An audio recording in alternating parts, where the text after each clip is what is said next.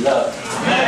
我是康丰子的弟兄，我是在去年9月9日受浸的。在马太福音6章25节主说过，不要为生命忧虑，吃什么，喝什么，也不要为身体忧虑，穿什么。同时在同一章的32、33节，主又说到，因为这一切都是外邦人所急切寻求的，你们的天父原知道你们需要这一切，但你们要先寻求他的国和他的义，这一切都要加给你们了。我曾经在医院工作过，在受浸前，因为经历过和平医院 SARS 的封院，在那时感受到生命的脆弱以及人性的不堪。从此呢，每天是过着紧张不安和愤恨不平的生活。我还经常去求神问卜，总想知道说未来会如何，可是也害怕会失去些什么。然而在去年受浸之后，因着有主的话语和弟兄姊妹的扶持和喂养，慢慢的我改变了。从此呢，我的同事说我就变得较放松了，还不自觉的会呼起歌来。不要，因为我知道一切都有主的安排，不要再忧虑明天了。而在以前呢，我家女儿总是手机不离手，晚上常常有讲不完的电话，而那个费用呢，还曾经暴涨到7000多元。我虽然不曾停止的要提醒她要节制，可是怎么跟她说呢，都还是不会有效果的。那感谢主，在今年3月份，女儿受浸成为姊妹，感谢主带给她新的生命。同时呢，她不但懂得控制她的通话时间，不再乱花钱，也懂得对我们父母、对其他的都懂得感恩。而以前呢，总是对我家的姊妹抱怨说不够体贴，不够勤劳，不够风趣，不够。那个我家姊妹受浸之后，这些声音渐渐呢就消失不见了，变为更宽容、更贤惠，那我们夫妻的感情也就变得更好。是感谢主，因为主的怜悯和恩典临及我家。是感谢主，但是那位一直说不够的。我是在去年6月3号参加第一次的福音受浸得救的汤州鲁山姊妹。我感谢主，让我们重新有个新的生活。受浸之前呢，我的工作跟我的课业呢，总是占据了我的时间跟我的心思。那家庭还有生活，还有我的孩子，总是都被我牺牲。我是语言治疗师，我在医院工作。那我上班8个小时里面呢，每半个小时我就是一个时段。那我就面对每个不同的病人，我有不同的治疗方式，这个都需要不断的变化我的心思，而且我知道每一个人的心事。可是就会觉得，那谁知道我的心事呢？对。那除了治疗工作之外，我还要有临床的教学。我一直都想要在工作中求表现。一直追求工作中的成就感，那一直堆积了这些，那不只是这些工作，那有时候空档走出了治疗室之后，又有一些行政跟客户的工作又接着而来。中午的时候还要边吃便当，然后边写病历，然后又要赶着开会，所以我就觉得在医院的工作竟让我们如此的被捆绑，然后这时候我真的是不知道该如何是好。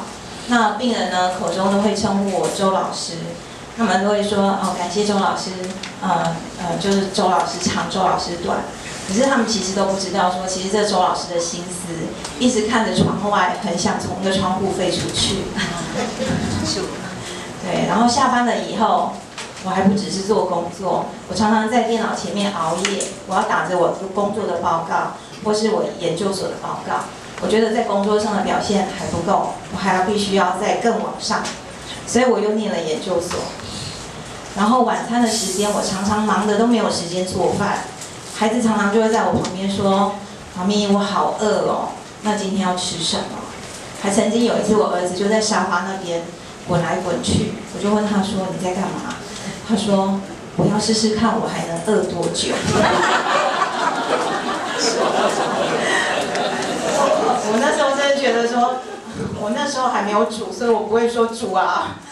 我真的希望那时候我就知道，所以可是我那眼目完全是被我的工作、被我的课业全部都霸占了。你也知道不该如此，可是你就是没有办法挣脱这一切。然后假日的时候呢，孩子就想出去玩，可是到了假日，正是我没有工作又想休息的时候。可是我实在没有心情跟体力，我只能赖在家里，然后昏睡在床上。我哪里都不想去，我什么都不想做，就会觉得说，平常天女是为了工作、课业而忙碌，到假日又昏睡在家里。我有时候看着孩子跟我先生，我就觉得说，天哪，我为什么要这样？可是我实在是不知道该怎么办才好。那回到家里呢，每天跟先生的互动就是我们会彼此抱怨工作中的事。有时候常常一回头，然后他早就睡着了，你那个火就一上就会快要把自己给炸开了。然后我们就各自的独立，我们就各自追求工作的转换跟学历的成长，因为我们实在是对未来是不知道该怎么样，这个担忧就消磨了最初的这个起初的爱，而且我们不知道要怎么交谈。因为你一说就是一些压力，就是一些抱怨，两个人都不想听，可是你又不说给他听，你要说给谁听？我常常会把他逼到墙角，他实在也不知道要该说什么好。对，然后你看我的餐桌就是电脑，我的书本叠了一大堆的资料，我的脑袋就是工作跟我的功课。我深深的知道我对家人的亏欠。可是我常常也会莫名的对自己跟家人发火，那有时候真的是像我每天都要搭捷运回家，有一次要回家走在捷运站里面，就看着那个捷运站里的人来人往，那我就心里就想，这么多的人在这里进出，可是呢，我竟然是觉得我有这个稳定的工作，我有家人也有孩子，而且我要回家，可是我在那时候却觉得我自己是世界上最差劲的一个人。我在想说，我到底在追求什么？为什么越忙碌，可是我没有带来心理的满足，而是越有空虚的感觉？可是这空虚的感觉，你要跟先生诉说吗？你要从他身上拿到什么吗？是他也没有办法，因为他有他的压力。所以，我就是在课业跟工作里面，我真的不知道我自己在寻找什么，也不知道怎么样从这个漩涡里面爬出来。就在要压垮骆驼的最后一根稻草出现之前呢，感谢主让我有机会遇见主。阿门。我有一个妹妹，我们从小就是无话不谈。她其实也都深知我这一切追求的工作的满足，追求的课业，而且看着这姐夫也是一天到晚在考试，就把孩子摆在一边，然后假日要约我们出去玩又很难约，因为根本就不想出去。然后她就看着我们这样子，他有一次我们在过年的时候，为了要去长辈家拜年，可是我们家那种平常的规律没有建立出来，而且你会不想去，然后就拖拖拉拉就迟到。迟到了之后，妹妹就问我说：“你们为什么迟到？”她光这一句话我就让我发火。我们从来没有吵过架，可是那时候因为我们脸色很难看，已经从家里就出来要去外面买东西，借故离开，怕被其他长辈看见。可是我们一路上，她问我一句，我就很生气的回她一句。一路上我们就一直这样子争吵，我就在心里想说，到底为什么会这样？你身边你知道这个是关心你的人，他在问你，你为什么会这样？可是你实在不知道该怎么办，可是你就是那一把火，那你就心里就觉得说，这不对，怎么会这样呢？所以，我妹妹因为参加了儿童牌，所以她认识了教会的弟兄姊妹，她知道这里的不同，她知道这里有生命。所以他就邀请我参加一次福音的聚会。那以我们平常的我们的方式跟我的个性，我一定推推拖拖，找很多的理由，我就是不会出门。可是那一次我竟然就答应了。然后我就来到那个第一次的福音聚会里面，我听着台上的诗歌跟见证，我有一种似曾相识的感觉。就是让我回想起很多年以前，我们家已经信主的大姑，她已经癌症末期了。她要临终的时候，我就跟她独处。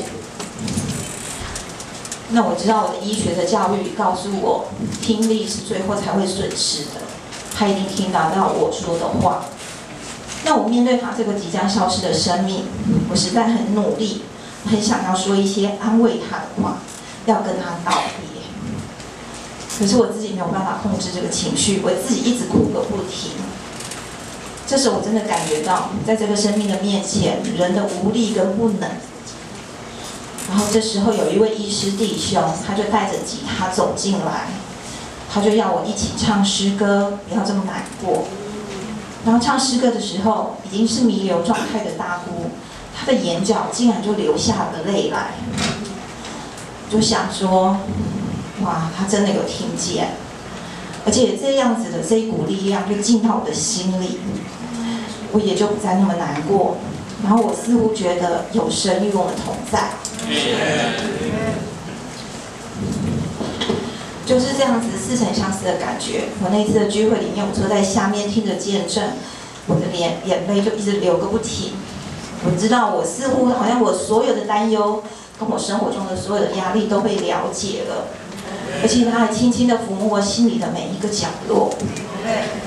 我那时候就想说，难道这就是神的爱吗？感谢主，我那一次就受尽得救了。是那时候姊妹在我旁边，其实我第一次来，我不认识旁边的弟兄姊妹。